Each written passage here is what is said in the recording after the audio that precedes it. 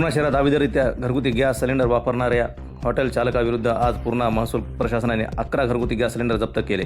दिनांक 12 मार्च रोजी जिल्हाधिकारी परभणी यांच्या आदेशानुसार जिल्हा पुरवठा अधिकारी परभणी व तहसीलदार पूर्णा एम.एन. बोथीकर यांच्या मार्गदर्शनात पूर्णा शहरात विविध ठिकाणी धाडी टाकून मोहीम राबवण्यात आली। पूर्णा शहरातील हॉटेल, रेस्टॉरंट व हातगाडे यांच्यावर घरगुती गॅस वापराबाबत कारवाई करण्यात आली।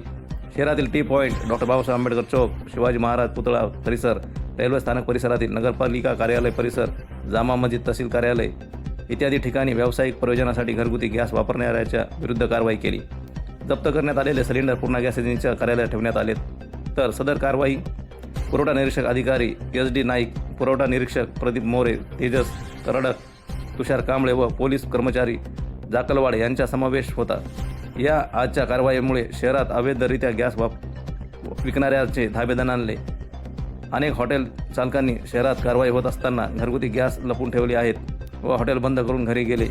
त्यामुळे शहरात एकच खळबळ निर्माण झाली आहे।